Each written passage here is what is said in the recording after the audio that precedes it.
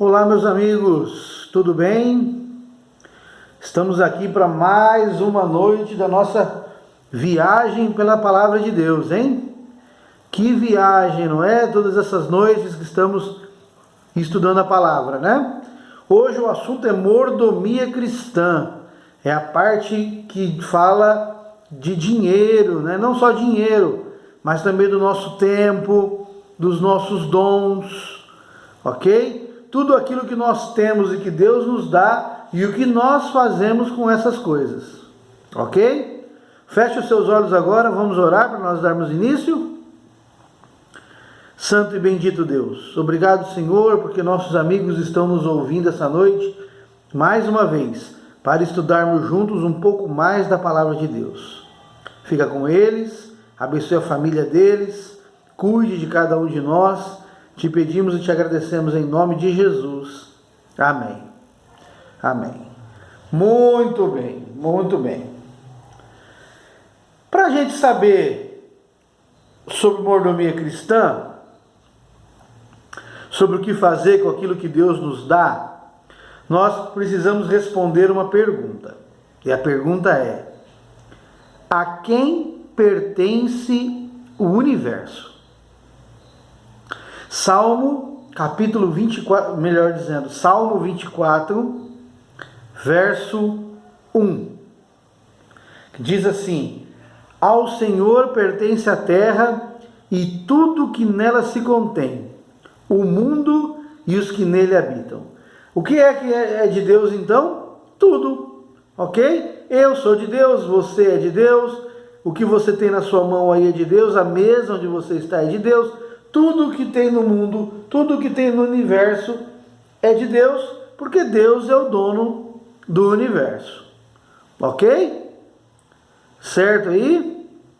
Ok, muito bem. As coisas que nós temos em casa, nossos móveis, a nossa própria casa, carro, graças a quem nós temos essas coisas? Eu peço que você abra a sua Bíblia no livro de Deuteronômio, lá no Antigo Testamento, Deuteronômio, capítulo 8, versos 17 e 18. Diz assim, olha: não digas, pois, no teu coração: a minha força e o poder do meu braço me adquiriram essas riquezas. Antes te lembrarás do Senhor, teu Deus, porque é Ele o que te dá força para adquirires riquezas, para confirmar a sua aliança, que sob juramento prometeu aos teus pais, como hoje se vê. Muitas vezes nós dizemos assim: Deus não me ajudou em nada. Foi eu e minha força, meus braços, que me deram condições de comprar aquilo que eu tenho. E eu te pergunto: quem te deu os braços? Quem te deu a força nos braços para que você pudesse conseguir o que você conseguiu? Para que você pudesse comprar a geladeira e pagar a geladeira? Quem deu a força para você trabalhar? Quem deu o emprego para você? Quem deu as condições para que a outra pessoa, o dono da empresa, o dono do serviço, pudesse contratar você para fazer o trabalho? Percebem? Percebem que nós conseguimos as coisas porque Deus nos dá as condições de irmos atrás delas? Agora, será que é uma parte daqui, já que Deus me deu condições de conseguir o meu dinheiro, será que uma parte desse dinheiro deveria ser devolvido para Deus? Uma parte desse dinheiro deveria ser dado de volta, colocado de volta nas mãos de Deus? Vamos ver na Bíblia? Levítico capítulo 27, versos 30 e 32. Levítico 27, o verso 30 e o 32, tá bom? Você está com a sua Bíblia aí? Pode abrir. Também todas as dízimas da terra, tanto dos cereais do campo como dos frutos das árvores, são do Senhor. Santas são ao Senhor. No tocante às dízimas do gado e do rebanho, de tudo que passar debaixo do bordão do pastor, o dízimo será santo ao Senhor. O que é dízimo? A palavra dízimo significa uma parte em 10. Ou seja, a cada 10 partes do que nós ganhamos, uma parte é para Deus. Ok? Nós chamamos hoje de 10%. Ok? Então, se você tem um salário de R$1.000, você devolve para Deus R$100. Ok? E antes de você olhar para esses R$100 e pensar assim, poxa, mas R$100, eu posso fazer tanta coisa e tal. Lembre-se que Deus deixou na sua mão R$900. Ok? Se você acha que pode fazer muito com 100, você pode fazer a mesma coisa, muito mais, com 900. Ok? E o texto bíblico diz que o dízimo é santo ao Senhor, é santo para Deus. Ok? E nós poderíamos pensar assim, bom, mas o dízimo é do Antigo Testamento, está no Antigo Testamento, Jesus veio à terra, e o que Jesus falou do dízimo? Será que Jesus, ele aprovou o sistema do dízimo? No livro de Mateus, no capítulo 23, o verso 23, diz o seguinte: Ai de vós, escribas e fariseus, hipócritas, pois que dizimais a hortelã, o endro e o cominho, e desprezais o mais importante da lei, o juízo, a misericórdia e a fé. Deveis, porém, fazer estas coisas e não omitir aquelas. Jesus não está dizendo aqui que o amor, ou melhor, que a lei, que o juízo, a misericórdia e a fé são substitutos do dízimo, da hortelã, do endro e do cominho. O que Jesus está dizendo aqui é que os fariseus eram hipócritas porque eles se preocupavam só com o dízimo e não se preocupavam com o juízo, com a misericórdia e com a fé. E Jesus termina dizendo assim: deviam, porém, fazer estas coisas, falando do juízo, da misericórdia e da fé, sem omitir aquelas coisas, o dízimo do endro, do cominho e da hortelã. Ok? Jesus, então, aqui, ele não somente compreende o sistema de dízimo que deveria ser seguido, como ele diz que deve ser feito mesmo, mas não deve se esquecer da fé, da misericórdia e do juízo. Ok? Não deve esquecer dos sentimentos bons para com o povo. O dízimo não é mais importante, o dízimo é tão importante. Ok? Muito bem.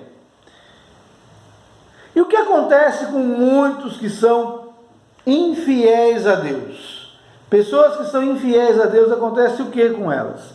Está no livro de Ageu, capítulo 1, o verso 6, que diz assim: tendes semeado muito e recolhido pouco. Comeis, mas não chega a fartar-vos. Bebeis, mas não dá para saciar-vos. Vestivos, mas ninguém se aquece. E o que recebe salário, recebe-o para pô-lo num saquetel furado. O que Deus está dizendo aqui para nós é o seguinte: aquele que não devolve o dízimo, ele recebe o seu salário e é como se ele colocasse num saquinho furado. Nunca enche o saquinho. Ele compra roupas, mas não se aquece. A roupa não serve, a roupa não fica boa. Eles comem, mas não se fartam, porque sempre dá a impressão de que a comida não é suficiente, porque está vivendo sem as bênçãos de Deus. Precisamos viver nas bênçãos de Deus. Precisamos devolver o dízimo para viver na bênção de Deus. E não vivermos como se nada estivesse bom, nada nos satisfaz, porque o nosso dinheiro nunca chega, o dinheiro nunca dá para tudo aquilo que precisamos. E afinal, o dízimo é usado para quê então? Para que nós usamos o dízimo? Em 1 Coríntios, capítulo 9, versos 13 e 14, diz assim: não sabeis vós que os que administram o que é sagrado comem do que é do templo? E que os que de contínuo estão junto ao altar participam do altar? Assim ordenou também o Senhor aos que anunciam o Evangelho que vivam do Evangelho. Os líderes espirituais vivem do Evangelho, eu vivo do Evangelho. Eu devolvo o meu dízimo todo mês, mas o meu salário vem do dízimo. Compreendem como funciona? Por exemplo, nós temos um projeto na igreja todo ano de um livro que é distribuído a todas as pessoas. Esse projeto chama-se Impacto Esperança. Esse livro é vendido a R$1 há mais de 10 anos.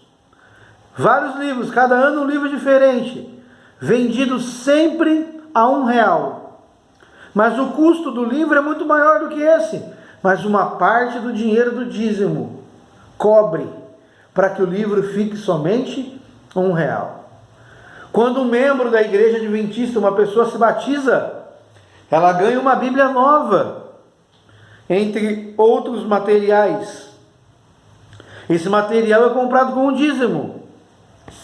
Esse material que você vai receber gratuitamente é do dízimo. É feito com o dinheiro do dízimo. O dízimo é usado na pregação do Evangelho. Não é para deixar pastores ricos, milionários. Estou muito longe de ser rico. Muito longe. O pessoal que passou esse vídeo para você sabe disso e pode confirmar para você. Estou muito longe de ser rico. Dízimo é usado na pregação do Evangelho. Todos os gastos relacionados à pregação do Evangelho, o dinheiro do dízimo é utilizado. E é uma bênção do Senhor.